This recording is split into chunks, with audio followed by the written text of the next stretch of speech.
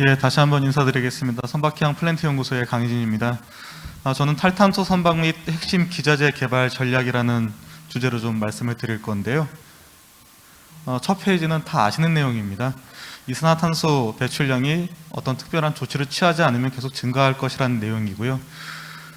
이산화탄소 자체가 어떤 인류의 삶에 영향을 많이 주다 보니까 배출량을 줄여야 된다는 당위에 대한 내용이 되겠습니다. 다음 페이지는 DNVGL에서 나온 2019년도 리포트 기준입니다. 위에 그래프에서 보시면 파란색 선으로 표시된 부분이 있는데, 이 선은 우리가 특별한 조치를 취하지 않았을 때 선박에서 배출되는 탄소량이 계속해서 이렇게 늘어날 것이다 라는 내용이 되겠고요. 그 밑에 보이는 녹색 선은 다양한 기술적인 혹은 제도적인 장치 마련을 통해서 탄소 배출량을 2008년도 기준 2050년까지 50% 이상 좀 줄여 나가야 된다라는 내용이 되겠습니다.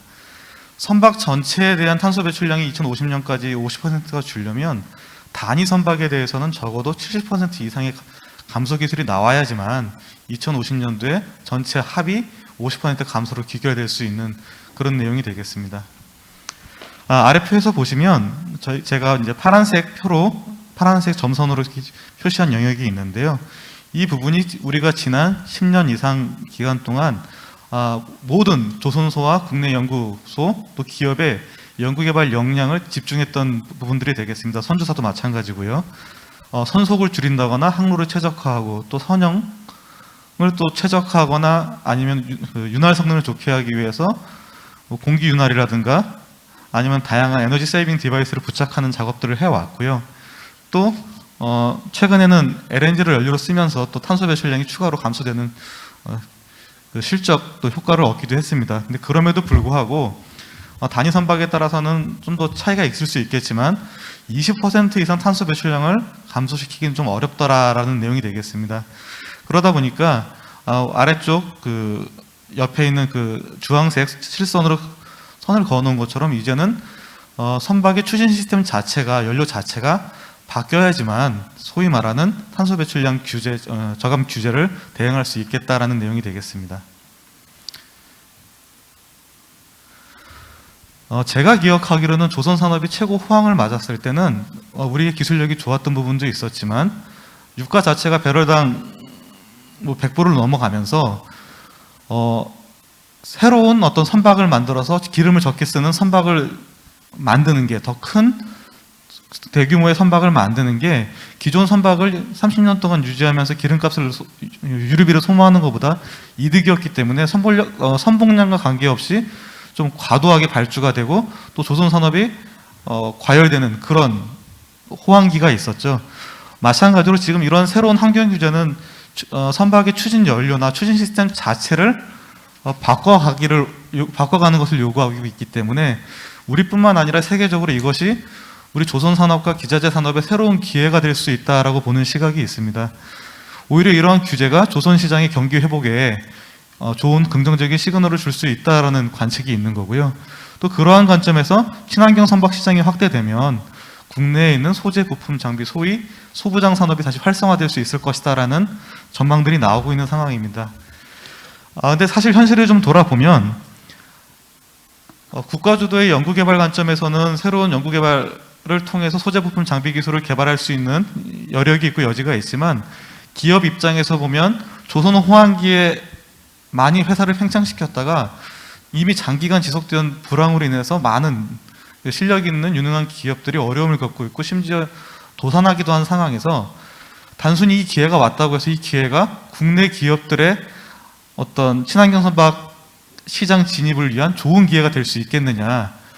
오히려 유럽 주도의 이미 오래전부터 10년 전부터 20년 전부터 준비해왔던 유럽 기업 주도의 새로운 시장 질서가 재편이 되고 지금 우리가 GTT사에 대한 어떤 기술적인 종속을 얘기하지만 그 외에 더 많은 장비에서 기술적인 종속이 심화될 수 있는 게 아니냐라고 하는 우려도 나오고 있는 게 사실입니다. 사실 그래서 이러한 부분들을 고려한 기술 개발이라든가 실용화 계획이 수립되지 않으면 이 환경 규제는 말 그대로 그냥 규제로서의 어떤 그 마이너스적인 효과만 있고 국내 기업에 플러스가 되는 일은 좀 어렵지 않겠는가라는 우려도 있는 게 사실입니다.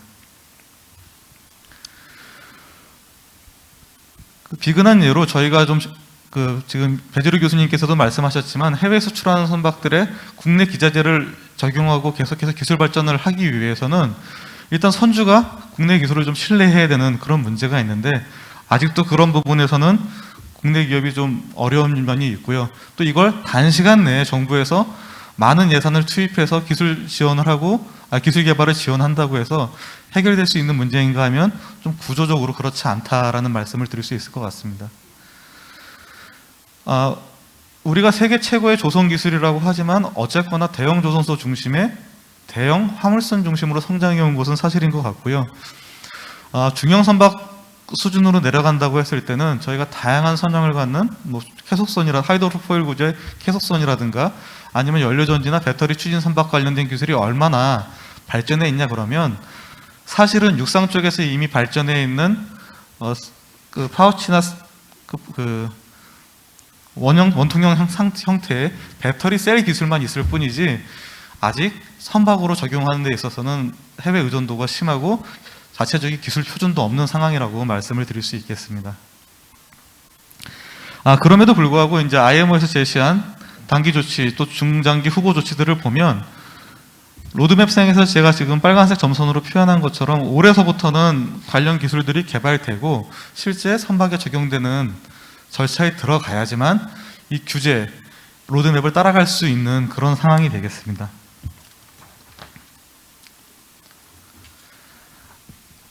어쩔 수 없이 자꾸 이제 해외 자료를 쓰게 되는데요. 역시 DNVGL에서 2019년도에 발표했던 자료고요. 다른 문헌에서도 동일한 내용이 언급되고 있기 때문에 좀 보시기 편한 그림을 선정해서 가져왔습니다. 위에 보이시는 그림은 기술적인 성숙도나 어떤 활용 여건에 대한 그림인데요. LNG가 굉장히 성숙되어 있는 기술이고 활용하기 좋은 기술로 상대적으로 포지셔닝 한 것을 보실 수 있습니다. 그럼에도 불구하고 국내 조선사 몇 개와 또 해외 몇 개 기술사만 관련 기술을 가지고 있는 상태고 아직 화물창에 대한 LNG 화물창에 대한 국산화도 100% 완료됐다고는 좀 말하기 어려운 상황이죠. 근데 그러한 관점에서 배터리나 수소, 암모니아로 가게 되면 퓨얼셀 마찬가지고요, 연료전지 마찬가지고요. 훨씬 더 낮은 기술 개발 수준과 훨씬 더 앞으로 나가야 될 길이 많은 상황임을 좀 보실 수가 있습니다. 우리가 자동차가 이제 수소 자동차가 나와 있고 실제로 잘 운영이 되고 있다 보니까 선박에도 금방 적용할 수 있을 거라고 생각하시는 분들도 많은 것 같은데 앞서 세션에서 많은 발표가 있었지만 사실 굉장히 많은 장벽이 있는 거죠. 넥소라고 하는 현대자동차에서 나온 수소 자동차는 한 2.1kg 정도의 카본 파이버 재질로 된 수소 연료 탱크를 쓰거든요. 700바 정도로 압축을 해서 사용을 하는데요. 이게 선박의 연료로 오게 되면 수천 톤 단위로 바뀌어야 되는 문제가 있고 마이너스 253도의 온도를 견뎌야 되는 굉장히 기술적인 허들이 높은 진입 장벽이 있는 데다가 탱크 안에서 액화 수소가 이제 슬로싱을 한다고 그러면 순간적인 재기화 현상이 반복적으로 일어나게 되고 열 손실에 대한 혹은 수소의 치성에 대한 구조 안전성 문제라든가 또 수소가 슬로싱하면서 수소 자체가 대전되는 그런 위험성을 어떻게 극복할 것인가라는 문제는 어떻게 보면 나사에서 로켓 수소를 사용하면서 한번 발사할 때 그 짧은 기간만 견디면 되는 거하고 30년이라는 시간을 가지고서 안전하게 유용하게 저장할 수 있겠느냐라고 하는 것도 전혀 다른 문제가 됩니다. 조선공학자 입장에서 보면 수소로 700바로 압축하면 그냥 단순히 산술 계산을 하면 최적이 약 700분의 1로 줄죠. 액화를 하면 그러면 얼마나 더 줄까요? 생각만큼 그렇게 드라마틱하게 줄지 않습니다. 또 수소를 그렇게 액화한다고 해도 무게가 가볍기 때문에 수소를 운송하는 선박은 많은 양의 벨러스트를 싣고 다녀야 되는 문제가 있을 거고요. 그러한 관점에서 기술적인 내용 말고 이 배를 이용했을 때 정말 선주가 수소를 운반해서 경제적인 이득이 있을 수 있냐, 서플라이 체인 구성 관점에서 보면 그렇지 않다는 거죠. 이제 그런 부분들에 대한 걱정을 가지고 보면 또 하나는 이제 아래에 있는 표인데요. 결국은 그런 배터리를, 연료전지를, 수소를, 암모니아를 선박에 적용했을 때 이 선박을 지금 선박처럼 운용할 수 있느냐라는 문제가 대두가 되게 됩니다. 보통 저희가 100kW 정도 되는 100kWh죠 정도 되는 배터리를 가정하면 배터리 가격은 그냥 셀 가격만 1억 정도, 무게는 1톤 정도를 저희가 가정을 하거든요. 무슨 얘기냐면 우리가 섬에 여행 다닐 때 쓴 차도선에 1MWh짜리 배터리를 탑재하면 그 선박은 뭐 서비스 파워 빼고 뭐 정박하면서 쓴 파워 빼면은 한 30분에서 40분밖에 운용을 못 한다는 얘기입니다. 맨 위에 나와 있는 내용이고요. 그러니까 이게 벙커링 주기인데 배터리를 썼을 때 아주 짧은 시간만 운행할 수 있다는 얘기가 되겠고요.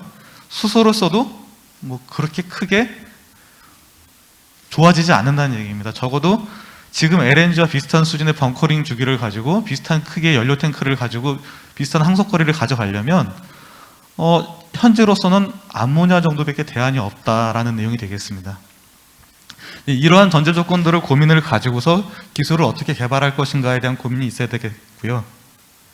이제 그런 관점에서 저희가 이제 국내에 나와 있는 많은 검사 자료들을 좀 봤습니다. 그랬더니 결국 연안 선박이나 레저보트, 요트나 뭐 이런 선박은 좀 배터리나 연료전지 적용이 빨리 진행될 수 있지만 역시 뭐 만티유가 넘어가는 아프라막스급을 넘어가는 탱커에 그런 기술을 적용하기는 아직 좀 어려움이 많다.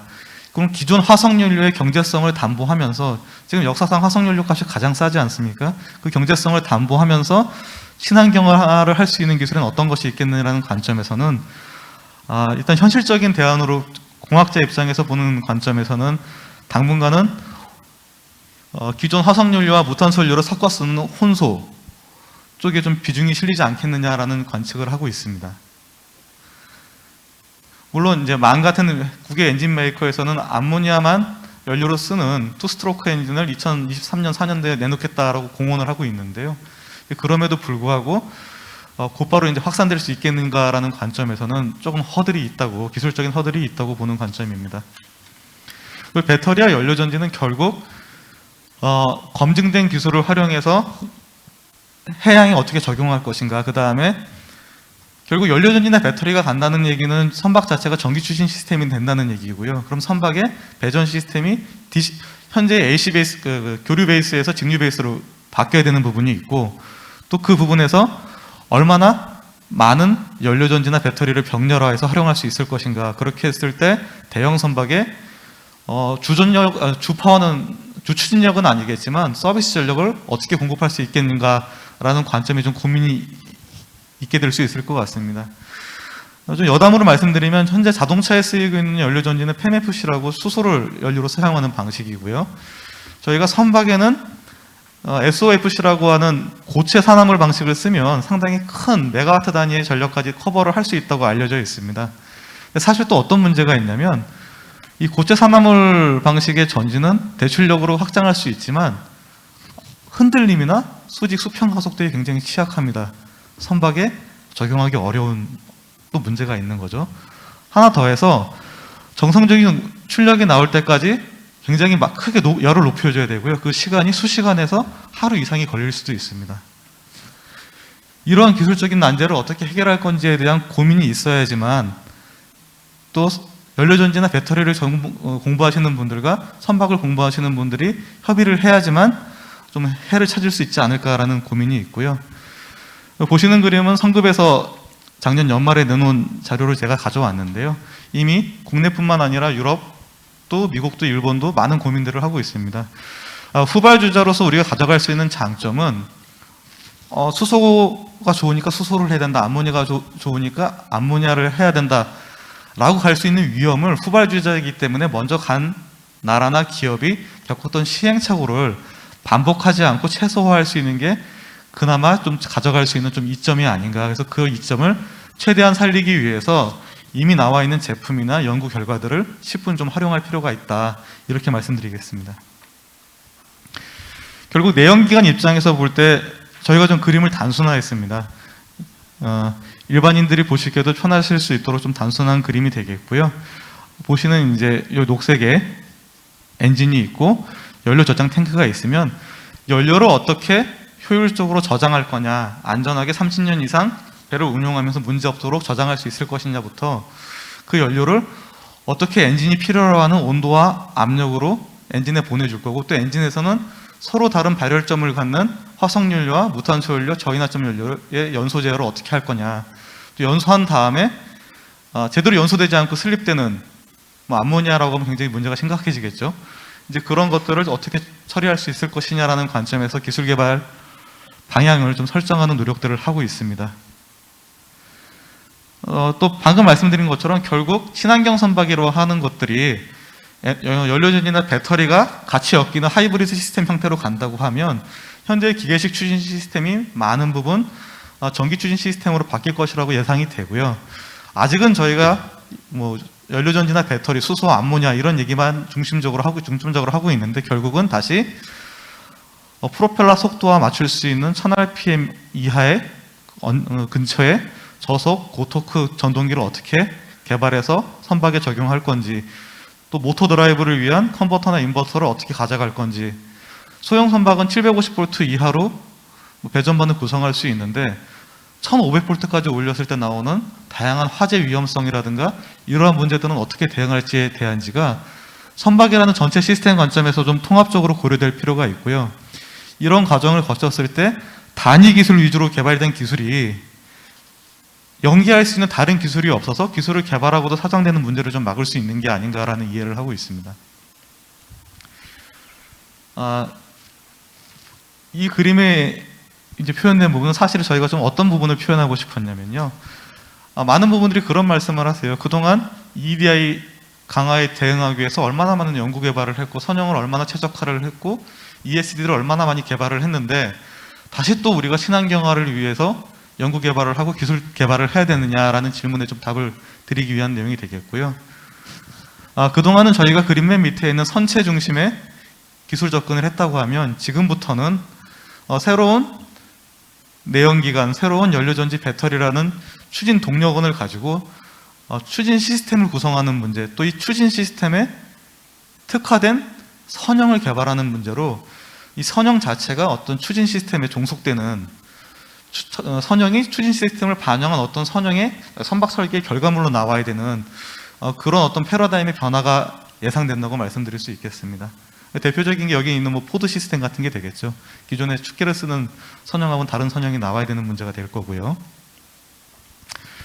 그래서 정부에서는 이미 꽤 오래 전서부터 여기 계신 다양한 분들이 속해 있는 기관의 전문가들을 모시고 준비를 해 온 걸로 알고 있습니다.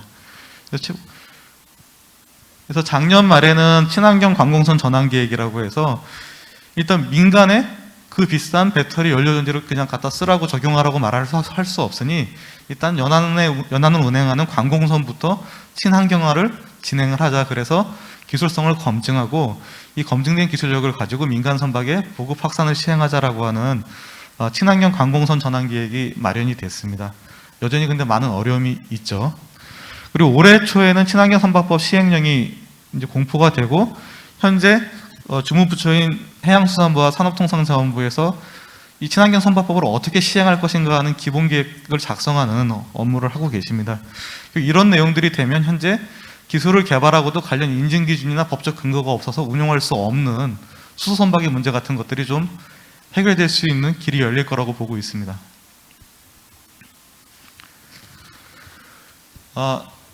저희가 기본적으로 조선을 하는 사람들이 볼 때 그 연안 선박하고 우리가 수출을 하는 대양을 운항하는 선박은 근원적으로 좀 다르게 봤습니다. 기술도 다르고 이제 시장도 다르다고 봤었는데, 예를 들어서 저희가 차도선이라고 하는 조그만 연안 여객선을 개발한다고 했을 때 대형 조선사에서는 차도선에 관심을 가질 이유가 전혀 없죠. 지금 어떤 일이 일어나고 있냐면 조그만 차도선인데 배터리를 적용하려면 메가와트 단위가 돼야 됩니다. 연료전지를 적용하려고 하면 메가와트 단위가 돼야 되죠.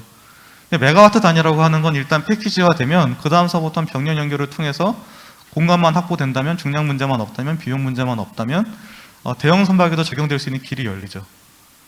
그렇기 때문에 현재는 친환경 선박 기술에 대해서는 연안 선박에서 기술을 실증하고 이 기술을 다시 고출력화, 병렬화해서 대형 선박의 어떤 서비스 전력으로 우선 적용을 하고 다시 그게 검증되면 주추진 동력의 일부를 대체하는 개념으로 발전해 나가는 로드맵을 그릴 수 있는 상황이 됐습니다.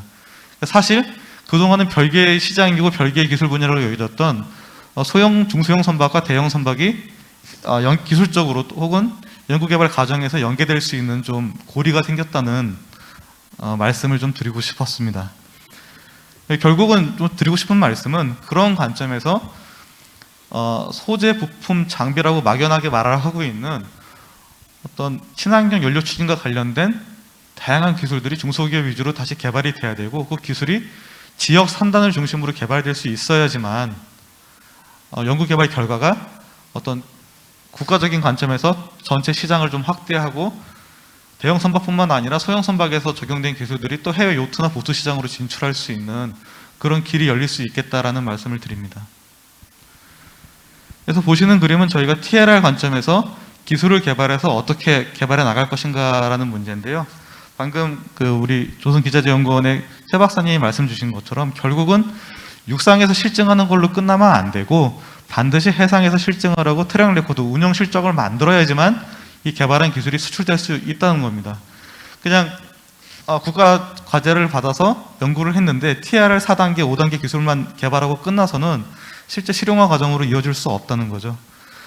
그리고 반드시 그 과정에서 그냥 기술적으로 뛰어난 게 아니라 출력이 1%, 2%더 높은 게 아니라 경제적으로 문제가 없는지, 정말 서플라이 체인을 구성하는데 문제가 없는지.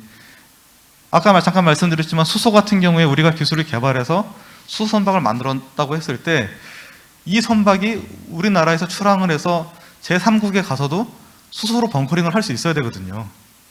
이제 그런 관점에서 적어도 선박이라고 하면 글로벌리하게 서플라이 체인을 구성하는데 경제성을 확보할 수 있는지 관점이 좀 검토가 돼야 되고요.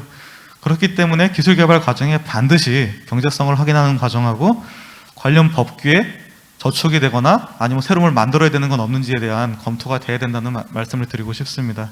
그리고 마지막으로는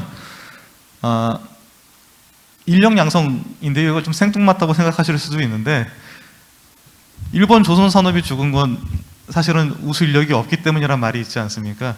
정부에서 아무리 돈을 투자해서 기업을 육성하고 기술을 개발한다고 해도 후속 연구를 계속 진행할 수 있는, 그러니까 BC 관점에서, 비용 편익 관점에서 1.4, 1.5 이상의 어떤 자생력이 있어서 그 다음서부터 계속 기술을 개발하려고 해도 사람이 오지 않는다 그러면, 사람을 쓸 수 없다 그러면 뭐 기술 개발이 요원하죠. 이런 문제를 해결할 수 있는 내용들이 연구개발 과정 중에 어떻게 학생들을 참여시켜서 교육시켜서 지역기업에서 같이 취업하고 성장하게 할 것인가까지 같이 좀 논의가 돼야 된다라는 내용이 되겠습니다. 그래서 좀 정리하는 내용이 되겠는데요. 그동안 우리가 하면 된다라는 어떤 정신력에서 많이 의존을 하고, 또 우수한 기업 한두 곳이 많은 기업들을 또 리드해 가면서 연구개발을 해오기도 했지만, 단시간 내에 정부에서 많은 돈을 투입하거나 아니면 우리가 노력을 많이 한다고 해서 단 몇 년 만에 국내 중소기업이 ABB 마린이나 콩스버거 수준으로는 올라갈 수 없을 겁니다. 그런 관점에서는 우리가 잘할 수 있는 부분이 뭔지, 그 친구들이 좀 돈이 안 되고 해서 놓쳤는데 우리가 볼 때는 시장성 있는 부분이 어떤 부분인지에 대한 좀 검토가 필요할 거고요. 실증을 통해서 기술력을 입증해야 되고, 입증된 기술은 반드시 표준화나 실용화의 과정으로 이어져야 되는데, 여담이지만 제가 ISO 표준화를 최근에 몇 건을 해봤는데요. 갔더니 그냥 한 표더라고요. 대한민국은 한 표입니다. 그러니까 절대 다른 나라에서 그냥 표를 주진 않죠. 서로 주고받는 게 있어야 되는 문제가 있다 보니까요. 그렇다고 하면 이미 나올 때부터 표준화를 하려고 나올 때부터 외국 성급 DMVGL이나 로이드를 중심으로 얼라이언스를 구성을 하고 표준화 시점서부터 이미 열 몇 개의 표로 들고 나오는 유럽하고 어떻게 대응할 거냐, 정말 싸우면 이길 수 있는 건지 아니면 서로 상보적인 관계를 가지고 협력을 해야 될 건지에 대한 고민도 연구개발 기획 단계에서 이루어져야 됩니다. 그런 내용이고요. 이제 마지막 페이지입니다. 마지막 페이지는 이제 IMO에서 이제 선박 배출 온실가스를 50% 저감하자라고 선언을 한 다음에 좀 정말 그게 되는지 좀 검토를 해본 내용이 되겠습니다. 리카르도라는 컨설팅사에 의뢰를 해서 우리가 이런 친환경 선박을 개발해서 GHG 감축 목표량을 달성하기 위해서 어느 정도 노력을 하면, 비용을 들이고 투자를 하면 되겠냐라고 했더니 대략 12조 원 정도의 비용을 들이면 가능하다고 레포트가 나왔답니다. 작은 비용은 아니죠. 근데 밑에 보시면 전체 TRL 7단계 이상 개발한 기술을 선박에 적용해서 실증하고 실제 이게 신뢰성 있게 안전하게 운영 가능하냐를 검증하는데 전체 예산의 70% 정도가 쓰일 거라고 예상을 했답니다. 무슨 말씀이냐면 방금 코메리의 최 박사님이 말씀하신 것처럼 개발한 기술을 그냥 형식 승인 받았다고 끝나는 게 아니라 반드시 실선이면 가장 좋겠지만 너무 설계기간 건조비가 많이 드니까 테스트베드를 만들어서 거기에 적용을 해서 트랙 레코드를 만들어주고 그걸 가지고 다시 기업을 지원할 수 있어야지만 그 기술이 해외에 나가서 사용될 수 있는 기술이다라는 힘을 받을 수 있다는 얘기가 되겠고요. 그러한 관점에서 볼 때 현재까지는 저희가 엔진에 들어가는 무슨 인젝터, 밸브 이런 식으로 단위 기술 위주로 지원을 받아서 개발을 했거든요. 그렇게 해서는 이미 10년 이상 뒤쳐져 있는데 승산이 없다. 대표 선박, 좀 플래그십이라고 하는 적어도 선종을 정해놓고 개발된 기술을 어느 단계에서는 그 선박에 다 적용을 해서 그 선박이 안전하게 신뢰성 있게 운영될 수 있는 걸 보여줌으로 인해서 거기에 들어간 모든 연구개발 결과물들이 소재 부품 장비들이 인정을 받을 수 있는 그러한 연구개발 전략을 수립해야지만 실제 우리가 투자한 돈이 ROI라고 하죠. 투자한 게 다시 돌아오는 리턴 온 인베스트먼트 관점에서 어떤 이익이 실현되는 연구를 할 수 있다라는 말씀을 드리고 싶었습니다. 예, 저는 발표 여기까지 마치겠습니다. 감사합니다.